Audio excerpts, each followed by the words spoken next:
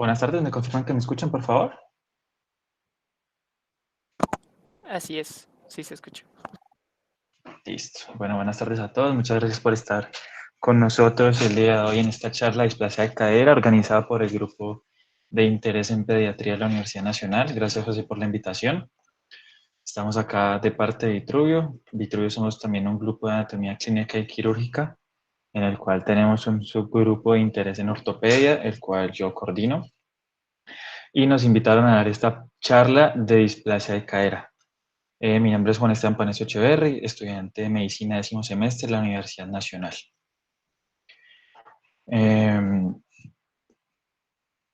Antes de empezar, pues quería darle la aclaración de que esta es una charla que intenté hacerla lo más enfocada posible. Voy a intentar hacerla muy corta para no aburrirlos con conceptos específicos y qué es lo que debemos saber nosotros como estudiantes de medicina y como médicos generales. Le doy también un saludo ahí al profe Maecha, que está acompañándonos en la virtualidad. Muchas gracias, profe, por asistir y estar acompañándonos. Profe, si siente la necesidad de interrumpir o intervenir, por favor hágalo sin preguntar, ¿listo? Muchas gracias. Vamos también a tener otra charla Listo, Juan, ahora. gracias. Qué pena. Aprovecho para interrumpirlo de una vez. Gracias por la invitación, el honor es mío. Y sí, yo estoy aquí pendiente y cualquier cosa me tomo el micrófono. Muchas gracias y saludo a todos los compañeros estudiantes. Gracias, profe.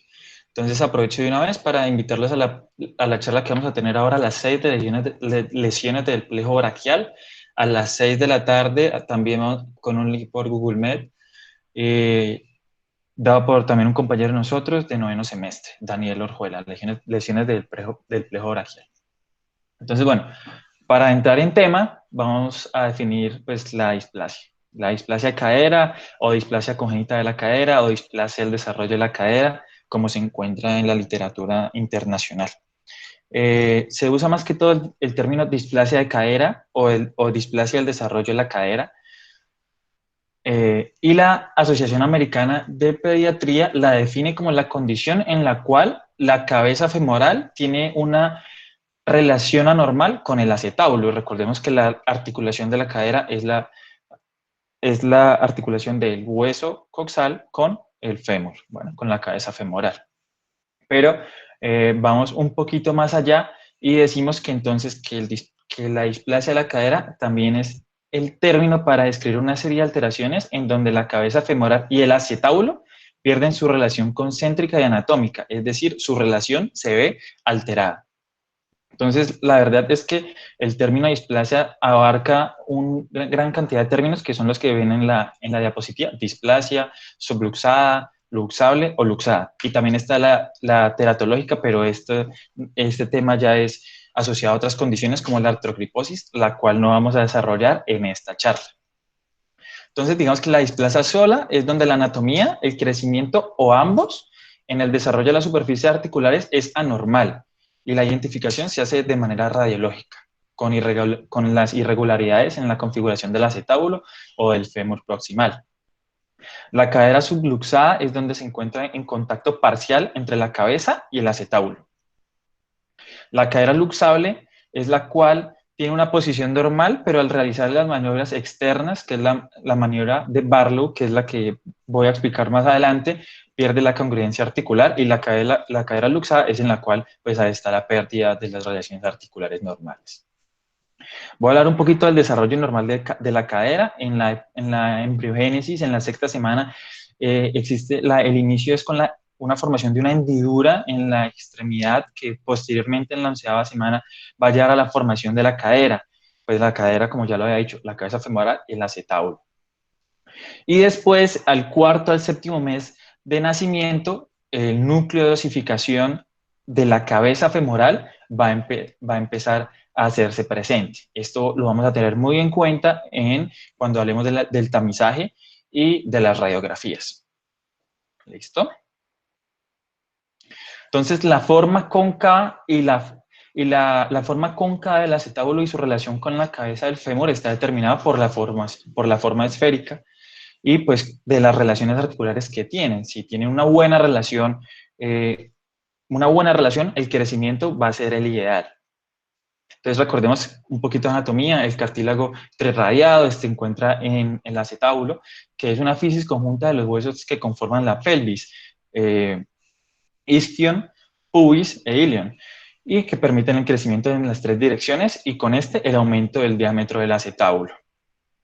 Entonces, este crecimiento de la cadera pues, puede estar afectado por múltiples factores, los cuales ya voy a desglosar un poquito ahorita en los factores de riesgo, dentro de los cuales incluyen pues, las acciones musculares, el apoyo del peso, la nutrición, la irrigación sanguínea. Entonces, alguna alteración pues, puede llevar a alguna alteración en la forma del crecimiento. Respecto a la epidemiología de la displasia de cadera, es muy variable, ¿sí? No se tiene una tasa específica. Bueno, primero para Colombia no la tenemos muy clara, pero alrededor del mundo está entre 1,5 a 20 por cada 1.000 nacidos vivos. Y pues esto varía mucho según los criterios diagnósticos, la experiencia del personal médico, el entrenamiento del examinador y pues la edad del niño al momento del examen. Entonces vemos que para la dislocación, vemos que para la dislocación hay una incidencia de 1,4 por 1.000, con hallazgos clínicos del 2,3 y que hay hallazgos en el ultrasonido de 8% nacimientos al parecer. Todo esto dependiendo del momento en el cual se haga el diagnóstico. Para los factores de riesgo, perdón, aquí tenía algo importante y es que la relación mujer-hombre es de 8-1, o sea, se han descrito de 8-1, 6-1, 4-1, generalmente mayor en las mujeres.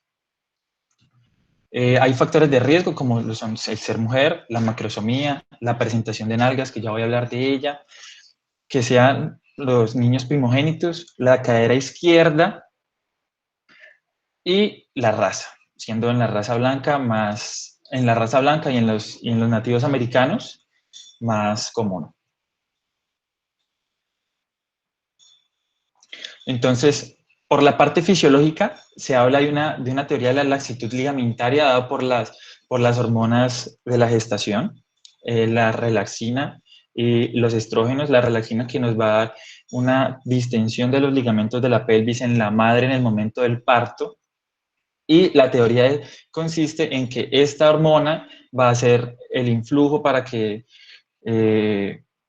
afecte más a las mujeres y esté esta relación, o bueno, esta incidencia aumentada en las mujeres. Entonces va a hacer que la cápsula articular y los ligamentos de la cadera de las niñas sean más laxas y pues pueda conllevar a un desarrollo de displasia. Genéticos, hay relaciones de historia familiar y también raza, entonces lo que les decía, en los blancos y en los nativos americanos. Sin embargo, en los nativos americanos, como ya lo vamos a ver aquí en los factores de riesgos postnatales, en los postnatales podemos ver factores externos de caderas en aducción y extensión. Entonces vemos este niño aquí con este enchumbado, o bueno, así lo conocía yo. Yo fui víctima de esto por mi abuela. Y también vemos que es una práctica común en Norteamérica en los nativos americanos. No de la misma forma, pero dejan las caderas, o sea, usan estos métodos, no sé, para cargarlos o para dejar los muchachos ahí. Y esto lo que hace es que las caderas queden en aducción y extensión. Los prenatales, entonces, cuando los niños vienen en presentación de pelvis, ya sea modalidad de nalgas o incompleta completa, cuando es completa, como la que estoy señalando aquí, puede haber una incidencia hasta del 20%, entonces se ha relacionado con esto. Oligohidramios también por el efecto de apiñamiento, la macrosomía la macrosomía y el gemelar por el mismo método de apiñamiento. Y también se dice que se afecta más, el 60% son las caderas izquierdas, y esto tiene que ver porque generalmente se apoya la cadera izquierda durante la gestación contra el sacro de la madre. También hay otros factores que pueden ser factores protectores. Aquí hago alusión al programa Madre Canguro, también orgullo de la Universidad Nacional, organizado por el profesor Currea, en donde mantiene las caderas en abducción, y esto puede ser un factor protector. Entonces tienen menor incidencia estos grupos comparados con otros grupos. Además hay otras asociaciones, como la asociación de la tortícolis y el metatarsus adductus, en el cual la incidencia también está aumentada. Y todo esto, al parecer, es por efectos de apiñamiento intrauterino.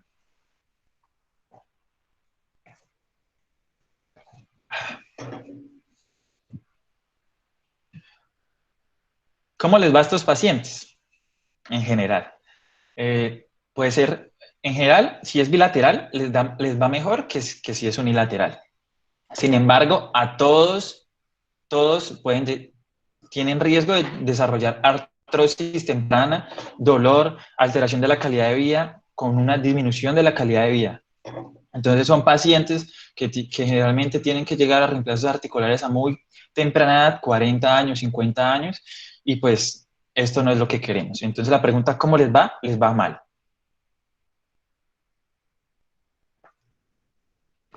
Entonces, ¿qué es lo que queremos nosotros hacer? Tamizaje.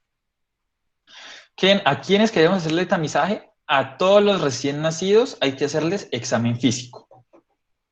Hacerle el control de los factores de riesgo, la tamización imagenológica y el control a los 3 meses. Entonces, el tamizaje está basado en 3 pilares: la sospecha, el examen físico y las imágenes. Recordemos siempre la detección temprana. Entonces, en el screening, todos los neonatos deben ser sometidos a examen clínico para verificar la inestabilidad de la cadera. ¿Cómo vamos a verificar esta inestabilidad de la cadera? Con el examen físico.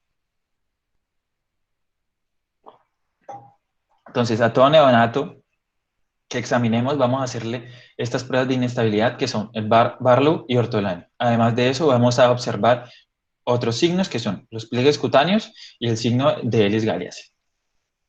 El signo de Barlow, entonces, el que ven aquí a su izquierda, aquí a su izquierda, lo que quiere hacer es luxar la cadera, ¿listo?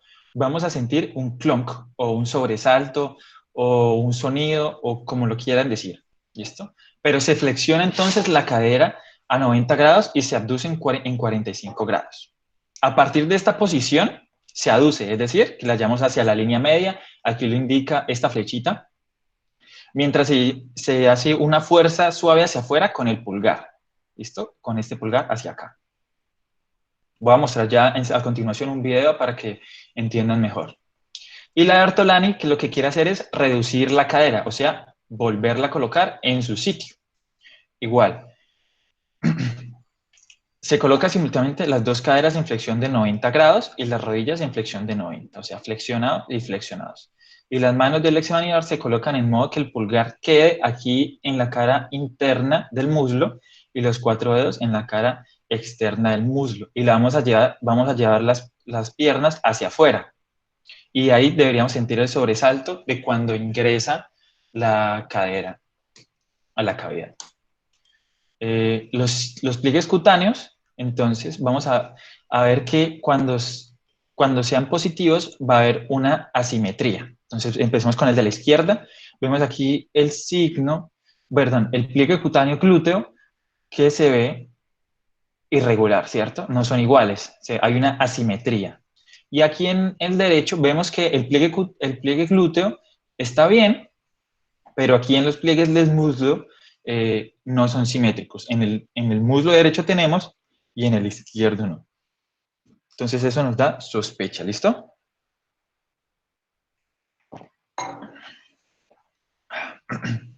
Respecto al signo de Ellis-Galiace, lo que hace es determinar la altura de las rodillas. Entonces vemos en la imagen central el niño en decúbito con las rodillas flejadas y vemos que hay una asimetría en la altura.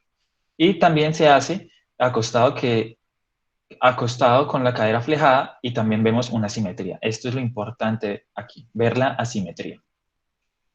Respecto aquí, esta imagen, se ven también la asimetría de los pliegues glúteos y aquí se ve la asimetría en el muslo de los pliegues. Es importante. Entonces aquí está el video del Children's Texas Hospital. ¿Me confirman, por favor, que se escucha?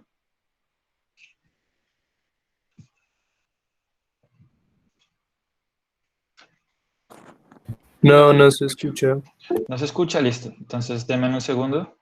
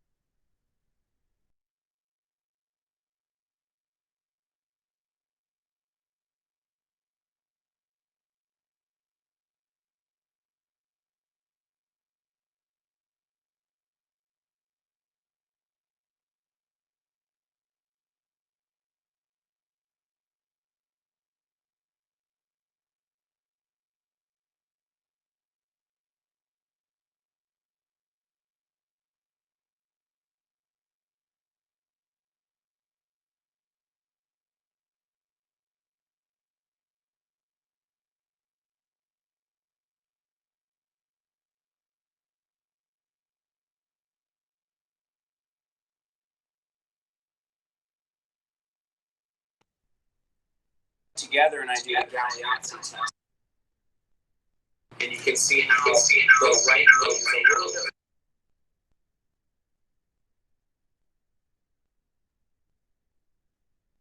Listo, entonces ahí lo que estaba haciendo era ver la altura de lo que les había comentado del signo de Elis Galeazzi, y aquí está haciendo la maniobra de ortolanario. Y por favor fíjense bien en el movimiento que hace la cadera.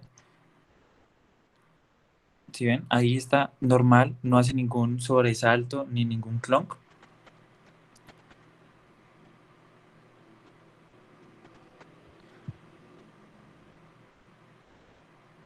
Mientras que ahorita que siga con la cadera derecha, por favor fíjense bien en el sobresalto que se alcanza a ver.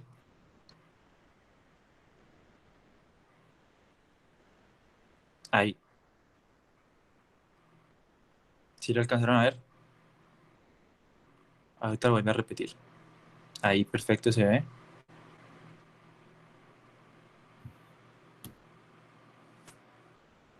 Ahí se ve de nuevo.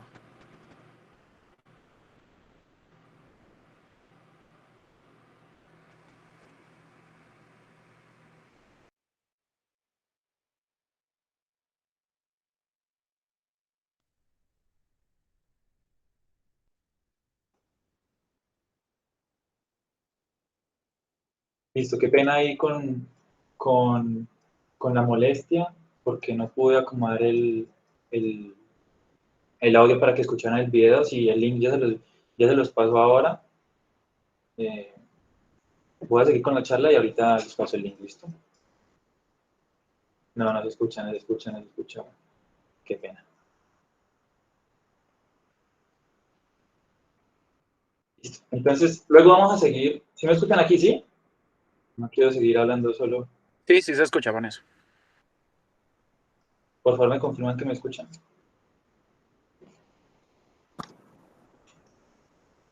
Sí, listo, perfecto. Listo. Entonces luego, ya con el examen físico, de los 3 meses a los 12 meses, vamos a seguir haciendo las maniobras de inestabilidad de la cadera. Vamos a ver también los arcos de abducción, y la prueba de pistón, ¿listo? Los arcos de aducción para ver, comparado siempre, entonces ver si la cadera derecha tiene el mismo rango de movilidad con la cadera izquierda.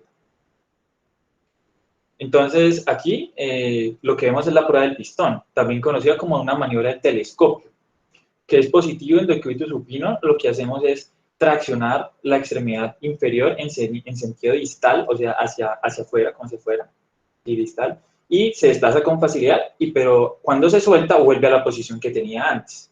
Sí, como un pistón, ¿sí? O un telescopio, bueno, digamos, es el movimiento, ¿listo? Ya luego, en pacientes que ya tengan marcha, vamos a analizar la postura, que es importante en la postura ver hiperlordosis lumbar y ver el signo de Trendelenburg, que es un signo de debilidad del glúteo medio, y también ver signos en pacientes hiperlaxos. Entonces aquí vamos a ver el signo de Trendelenburg, que es positivo cuando o sea, ponemos al paciente de pie, ¿listo? Y vamos a ver qué lado tiene debilidad del músculo glúteo medio. Cuando hacemos esto, entonces, es positivo cuando la cadera que se flexiona se cae en vez de estabilizarse. Esto no debería pasar, este desbalance debería ser congruente o simétrico, ¿listo? Y los signos de laxidad ligamentaria o de hiperlaxitud, que vamos a ver el primero, que es la flexión del primer dedo contra el antebrazo, la palma contra el antebrazo aquí en el segundo, la hiperextensión de la rodilla, la hiperextensión del codo, más de 15 grados ambos, y la dorsiflexión del tobillo de hasta 60 grados. Entonces, esos así, recordemos a grandes rasgos las maniobras de Barlow, Ortolani, el signo de Lis-Galiazzi, la inestabilidad y el signo del pistón. Y pues claramente los pliegues, que es importante observar. Bueno, entonces ya para hablar de los aspectos radiológicos como el tercer pilar, voy a empezar primero con la ultrasonografía. La ecografía articular de cadera, pues en realidad es un método muy controversial. No hay una evidencia clara acerca de este método, pero pues en algunos lugares lo utilizan como un método imagenológico no invasivo de la cadera durante los primeros meses de vida. Recordemos que el núcleo de osificación de la cabeza femoral aparece aproximadamente al cuarto mes. Entonces, pues sin este núcleo antes no se puede hacer el ángulo centro-borde, del cual ya les voy a hablar. Entonces, con esta se puede visualizar el cartílago y se puede asesorar la estabilidad de la articulación. La otra parte, que es muy importante, es esto que estoy señalando aquí, que es operador dependiente. Dependiendo del radiólogo y de su entrenamiento y de su experiencia, va a ser bueno o va a ser malo. Hay ortopedistas que les gusta mucho hacer la ecografía y que inclusive ellos mismos las hacen, pero hay otras personas, hay otros ortopedistas que no les gusta y que no les da, digamos, la confiabilidad para tomar decisiones. Entonces, las radiografías, que es en lo que nosotros más nos debemos enfocar, tenemos que tener en cuenta lo que ya les he venido repitiendo, es que el núcleo de la cabeza femoral se osifica aproximadamente a los 4 meses. Sin embargo, este es el percentil 50, tiene un rango desde los más o menos 2 meses hasta los 8 meses, ¿listo? Entonces, digamos que los 4 meses es como el punto intermedio. Y a partir del tercer al cuarto mes, la radiografía AP de la cadera desempeña un papel muy importante. Y pues tenemos que buscar varios signos, dentro de los cuales voy a desglosar en las siguientes diapositivas estos. La línea Y o línea de Higgins-Reiner, la línea de Perkins, la línea o arco de Shenton, el ángulo centroborde y el ángulo acetabular. Entonces, 2 líneas, un ángulo o línea de Shenton y 2 ángulos, ¿listo? Entonces, en esta imagen voy a empezar hablando de la línea H, o la línea de Higgins-Reiner, que se traza a través de los cartílagos trirradiados. ¿Listo? Entonces, aquí, lastimosamente aquí, como hago zoom, no puedo hacer el puntero, pero van a ver la línea vertical a través de los cartílagos trirradiados, ¿listo? Y la línea P se dibuja perpendicular a esta línea horizontal en el borde lateral más osificado del acetábulo. Entonces, acá, esta línea H, aquí horizontal, a través del cartílago trirradiado, recordemos que el cartílago trirradiado es el ilion, el isquion y el pubis, está aquí, exactamente el cartílago trirradiado, y la línea P a través del acetábulo. El acetábulo podríamos verlo aquí, ¿listo? La parte más osificada del acetábulo lateral. Entonces se forma, como podemos ver, unos cuadrantes, el cuadrante superior externo, inferior externo, superior interno, inferior interno, igual del otro lado, ¿listo? Estos cuadrantes se llaman cuadrantes de Ombre-Deni. Y normalmente el núcleo de la cadera, el núcleo de la cabeza femoral debería estar en el cuadrante inferior interno, perfectamente como se ve aquí. Aquí dice cadera normal y cadera displásica, ¿sí? Aquí perfectamente adentro vemos inferior interno el núcleo de osificación y acá lo vemos casi afuera. Sin embargo, en la radiografía sí lo pueden ver que en la cadera derecha, que es la que dice 37 para los que no sepan muy bien cómo ubicarse, o sea, en la mitad derecha, donde dice 37, ven el núcleo de osificación en el cuadrante inferior interno. Y en la otra, ven el núcleo de osificación en el cuadrante superior externo. Esto nos indica altamente, o sea, acá, ¿sí? Esto nos indica altamente una cadera luxada.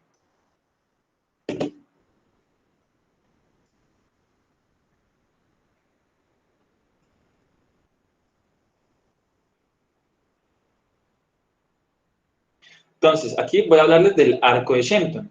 Este es el arco de Shenton, ¿listo? Aquí otra vez vamos a tener cadera normal a la derecha, cadera dislocada a la izquierda. Entonces, el arco de Shenton, que es este, es la línea continua a lo largo del borde medial del cuello femoral, que está acá, y el borde superior del agujero obturador. Entonces vemos que hace una línea continua este arco. Y es importante este arco porque también nos da indicación de que la cadera haya una disrupción y una subluxación, ¿listo? Porque puede haber un desplazamiento superolateral de la cabeza femoral con respecto al acetábulo. Entonces, como lo vemos acá, hay una disrupción del ángulo y hay digamos, un desplazamiento.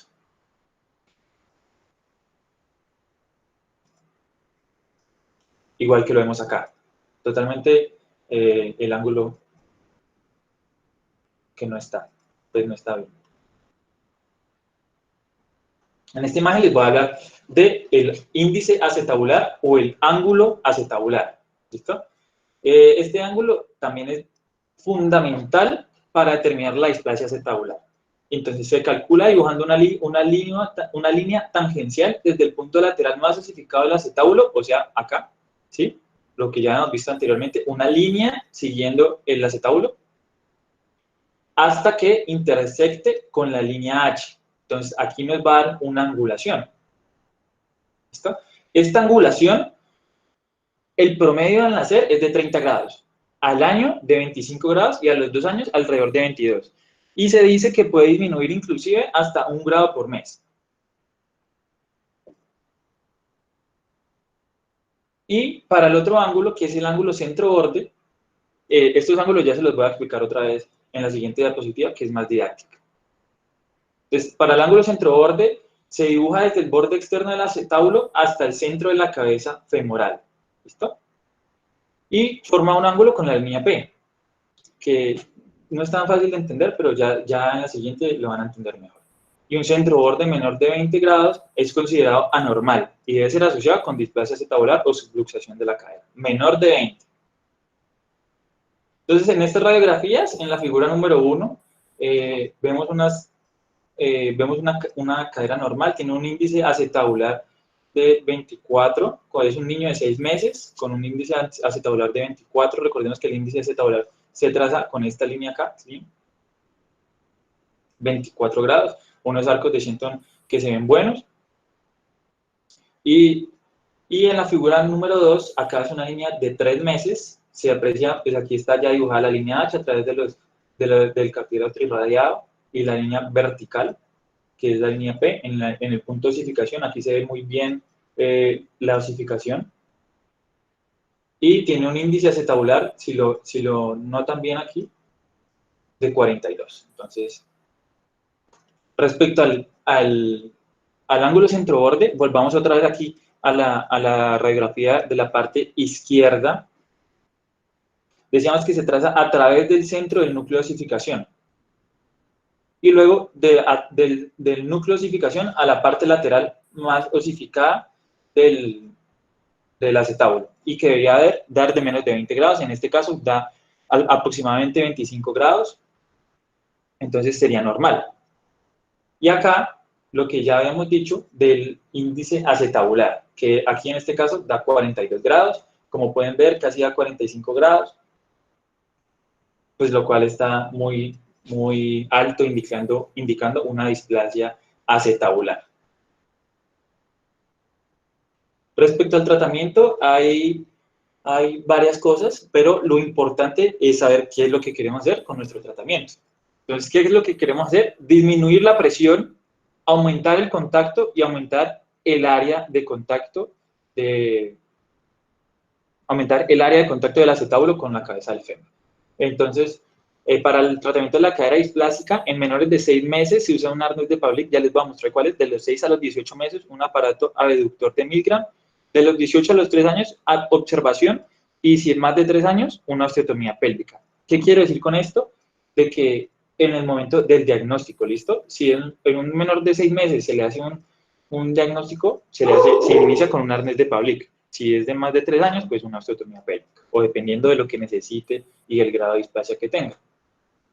Entonces aquí pueden ver a la izquierda 2 ejemplos de arnés de Pavlik. Lo que hace, pues, inicialmente, o lo que creo que haga, como ya lo he mencionado, es la abducción de la cadera a su posición anatómica normal, ¿no? En los lactantes, pues. Y aquí ven en las férulas de Milgram que también pueden ver a la niña aquí en abducción de sus caderas. Hay hasta de puca, bueno, hay tiempo para que escojan. Lo ideal es que estas férulas las usen 24 horas, ¿no? Digamos que en menores de 6 meses en menores de 6 meses es muy fácil que usen el arnés de Pavlik porque todavía no se sientan, están empezando a sentarse, luego empiezan a gatear, a sentarse, cuando empiezan a caminar ya es muy difícil que usen las férulas de Milgram. ¿Listo? Entonces, pues en esos casos ya sería usarlos solamente por la noche. Y ya para el tratamiento de la cadera subluxada, luxable y luxada, pues vemos que también está como al principio el arnés de Pavlik, pero luego ya se hacen una serie de procedimientos quirúrgicos, que no voy a ahondar en ellos. Respecto a las complicaciones y las dificultades, la peor de todas y la más común lastimosamente es la osteonecrosis de la cabeza femoral, que puede ser secundaria a los tratamientos quirúrgicos que va a recibir, pues, los niños. La reducción inadecuada y la reluxación, o sea que no logremos con el tratamiento que la cabeza femoral y el acetábulo tengan el contacto que nosotros queremos. La displasia acetabular residual, o sea que no podamos recuperar lo que conseguimos, y después la displasia acetabular de presente que no la hayamos encontrado tempranamente, a pesar de los métodos de tamización. Respecto a las conclusiones, 4 puntos. Es una patología muy frecuente en ortopedia infantil que tenemos que tener en cuenta. Para comenzar el diagnóstico necesitamos una sospecha clínica con los factores de riesgo que ya mencioné. Hay que detectarla tempranamente para lograr un correcto tratamiento. Si lo detectamos muy temprano, el tratamiento va a ser muy exitoso. Sin embargo, si lo detectamos tardíamente, el pronóstico va a mejorar mucho, como lo digo acá. Entonces, estos pacientes que no se detectan y que tienen un problema grande de artrosis, dolor, subluxación, que no se pueda lograr corregir, van a terminar en artroplasia de cadera a muy temprana edad, como ya lo mencioné anteriormente.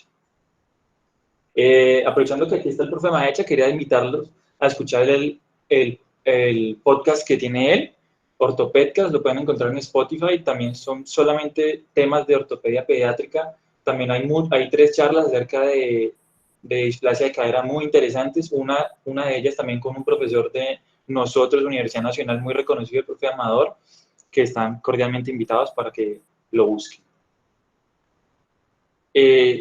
Antes de acabar y pasar a la parte de preguntas, quería invitarlos nuevamente a la charla de plejo braquial que vamos a tener a las 6 de la tarde, una charla también muy enfocada y muy corta para nosotros, estudiantes. El link ya se los voy a mandar y muchísimas gracias por estar acá acompañándonos y voy a leer el chat para revisar las preguntas y ya les voy a mandar también el link del video, ¿listo?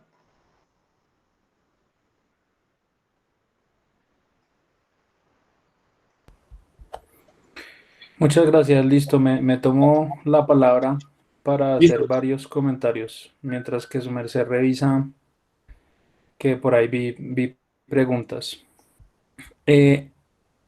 Para nosotros lo más importante es que ustedes entiendan la importancia del diagnóstico temprano, ¿sí? Lo clave del diagnóstico temprano es tener un tratamiento además temprano y por ende mejor pronóstico. Para eso lo que necesitamos es que tengamos una terminología muy clara.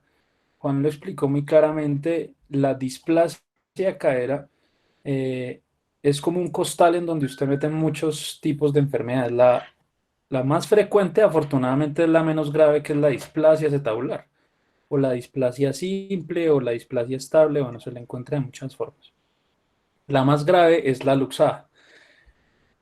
Es muy importante que tengan en cuenta que la cadera displásica estable, o sea, displasia acetabular únicamente, no tiene una clínica específica. O sea, son niños físicamente, la inmensa mayoría, completamente normales, con todos sus hitos de neurodesarrollo completamente normales. Y por eso es tan importante que se profundice su estudio con radiografías o con ecografías.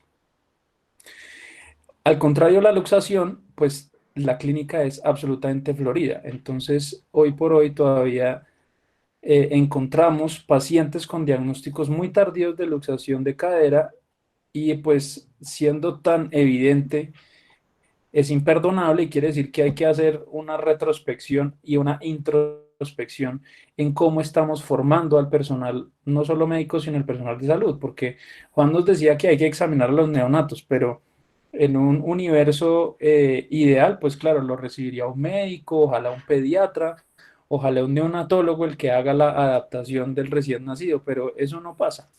Si usted está de buenas, lo adapta una jefe de enfermería o un auxiliar de enfermería, que por supuesto lo van a hacer con todo el amor del mundo, pero no les van a parar muchas bolas a las caderas.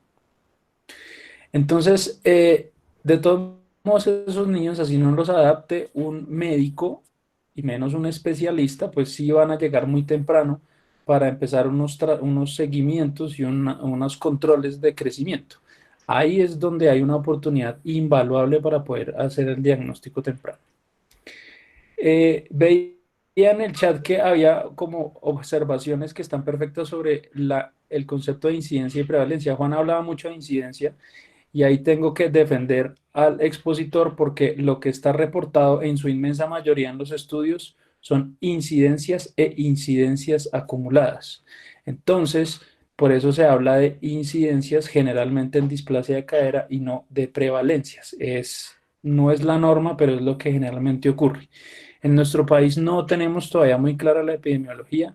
Aquí hace un par de años hicimos un estudio en el Hospital Infantil de San José y tenemos una incidencia acumulada de luxación de cadera, pero absurdamente alta comparado con lo publicado en otras latitudes, algo así como entre 4 y 14 veces más que en otras partes del mundo. O sea, estamos cundidos de displasia de cadera, porque si la luxada, que es la menos frecuente, tenemos una incidencia acumulada altísima, quiere decir que la displasia acetabular, que es la menos grave pero la más frecuente, pues también deberíamos estar repletos de ella, sobre todo en zonas como Cundinamarca, Boyacá, Antioquia, Santanderes y en el Meta. Y en Nariño, son donde más hay. Entonces, si alguno de ustedes la vida los lleva a practicar la medicina en esas partes, pues tienen que estar preparados para esto. Los factores de riesgo más importantes, quiero enfatizar en pues todos los más importantes hoy por hoy, porque los tienen que indagar en la entrevista cuando están con el niño y con el cuidador del niño, que son el género femenino, eh, el antecedente, como les explicaron, eso aumenta el riesgo entre 7 y 8 veces. El antecedente familiar, sobre todo en primer grado de consanguinidad, que puede aumentar el riesgo unas 10 veces. Y el más importante de todos, que es la presentación podálica o de nalgas al final del embarazo, que aumenta el riesgo aproximadamente unas 14 veces. Esto ya está estudiado, está demostrado con medicina basada en la evidencia. Poco a poco se está metiendo el, el antecedente de ser primogénito. Todos los otros son súper importantes, no son solo anecdóticos, o sea, lo reportan muchos estudios, pero hoy por hoy no los ha podido demostrar la medicina basada en la evidencia, lo que les acabo de mencionar. El entabacamiento es un factor que está demostrado que aumenta la probabilidad postnatal de tener displasia, así no tenga ninguno de los otros factores de riesgo. Y se dieron cuenta también lo mencionaba Juan y mostraba fotos por los Native Americans, pero un grupo especial que son los navajos. Los navajos tenían, o todavía tienen la costumbre de transportar a sus niños con las caderas en ADD, aducción y extensión, y esto pues es lo que llevó a pensar que esa posición es nociva. Y es la posición que producen pues muchas formas de cargar al niño, y especialmente, aun si no me lo crean, los caminadores y el bendito doble pañal, que cuando tenía la oportunidad de darles las clases de displasia cadera, los que rotaban con nosotros en el Hospital de la Misericordia, les mencionaba que ambas prácticas, sin ser exagerado y trágico, aquellos que las recomienden merecen morir o por lo menos un castigo muy severo. Y explico por qué. El caminador, al no permitir que el niño tenga los pies apoyados en el piso por completo, hace que el niño adopte una posición en tijera. Entonces sus caderas, para intentar alcanzar la punta de los pies del piso, van a tener una posición en AD de aducción. Voy a prender mi cámara para que me vean el movimiento. ¿Sí? Las caderas van a hacer esto, ¿sí? E incluso se van a entrecruzar, de tal forma que si están en esa posición, quiere decir que están en AD de aducción, y a eso se suma pues que el caminador es un arma mortal que se la inventó el mismísimo Belcebú para que el niño se caiga por las escaleras y se lesione gravemente. Por otra parte, el doble pañal, que lo recomiendan muchos, incluso profesores nuestros de pediatría, está demostrado que aumenta con el paso de los minutos esa posición en AD de aducción. Entonces el niño, con el paso de los minutos, en lugar de tener las caderas en flexión y en abducción, que es la posición ideal, pues con el paso de los minutos empiezan a producir una abducción, como si el niño intentara deformar y espichar, por decirlo de alguna forma, me perdonan el concepto, los dos pañales. Entonces, ni el doble, ni el triple, ni el cuádruple pañal deberían ser recomendados y deben ser una técnica completamente proscrita. A eso súmele que está contaminando más, ¿listo? Porque un pañal desechable pues se demora como 100, 200 años en degradarse, cosa que es una barbaridad. Y tercero, pues que es un gasto absolutamente terrible. Entonces, quería hacer énfasis en esos conceptos del doble pañal. Uno de los mensajes súper claves que ya nos dio Juan es que toca examinar al niño de pies a cabeza y sin ropa. Si quiere, déjale el pañal, pero quítele todo, incluso las medias, porque él mencionaba el metatarso aducto, y es una deformidad generalmente muy sutil. Lo mismo en la tortícolis congénita, son muy sutiles, y si usted no examina al niño sin ropa, pues no lo va a poder ver. La tamización clínica es lo más importante porque es el primer contacto que usted tiene con el niño, y él explicaba muy bien los signos de inestabilidad, pero quiero hacer una aclaración. Esos signos de inestabilidad se pueden encontrar, pero en niños muy pequeños. Es decir, máximo hasta los 4 meses. De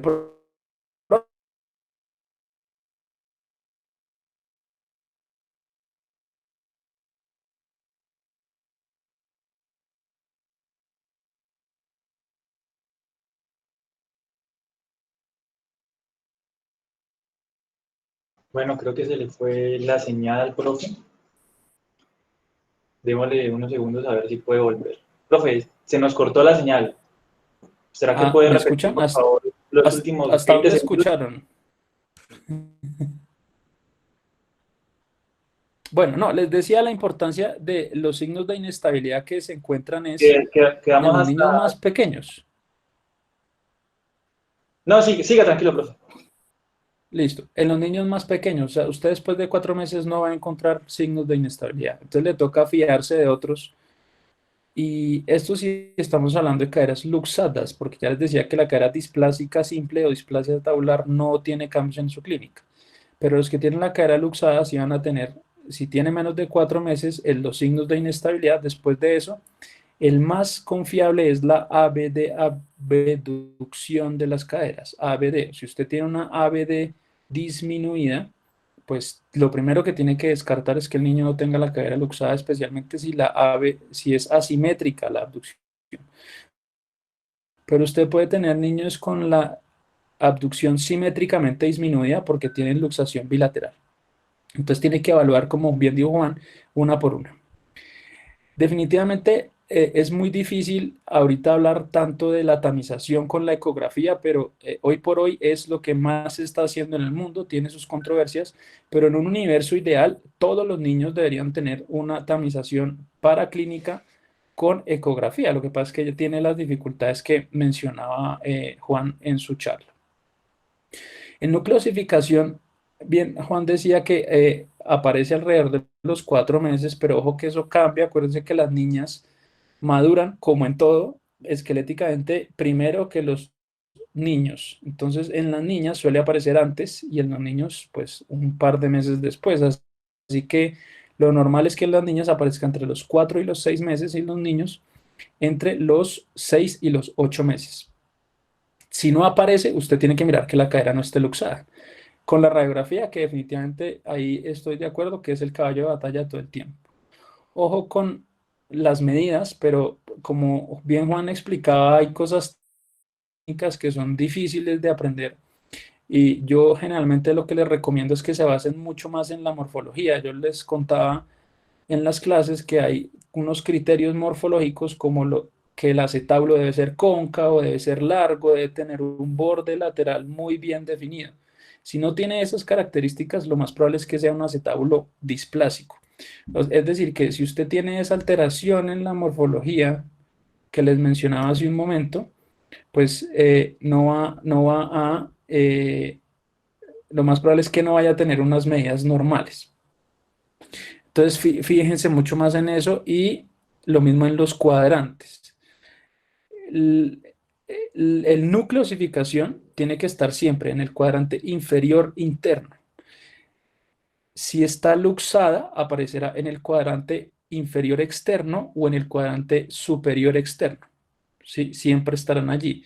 El espectro intermedio, que será la subluxación, puede estar en el cuadrante inferior externo o entre como un término medio entre el cuadrante inferior interno y el inferior externo.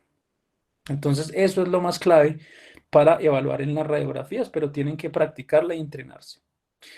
El arnés de Pavlik es muy importante y tiene una dificultad, y es que como vemos menos niños luxados, sobre todo en nuestros hospitales, entonces es difícil para nosotros enseñarles a poner el arnés de Pavlik, pero es muy importante que lo sepan poner porque no solo es diagnosticar rápido al niño y su alteración en la cadera, sino además empezar un tratamiento rápido. Quiero hacer una aclaración y es que el arnés de Pavlik no tiene como objetivo producir una ABD abducción de las caderas.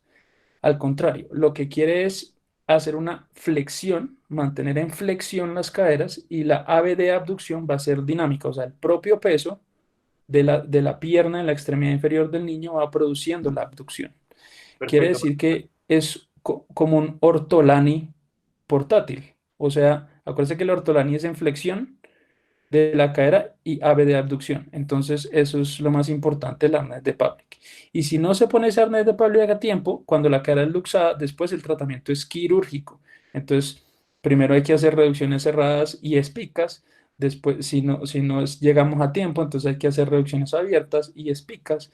Si no llegamos incluso a tiempo, entonces además de la reducción abierta, osteotomías y espica, o sea, todos esos tratamientos después de los 6 meses son agresivos y son incómodos para el niño porque necesita tener un yeso que va desde las tetillas hasta los tobillos.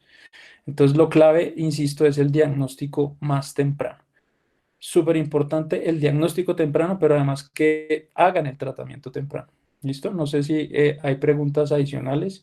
Y de paso, aprovecharle para agradecerle por la cuña del podcast, que finalmente es pensado para ustedes.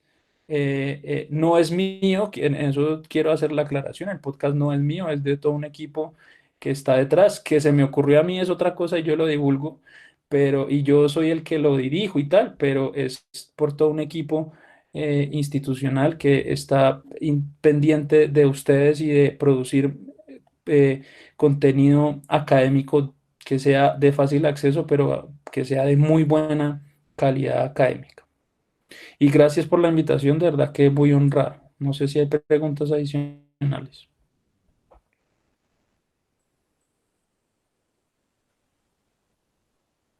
¿Por cuánto tiempo se debe dejar el arnés de Pavlik?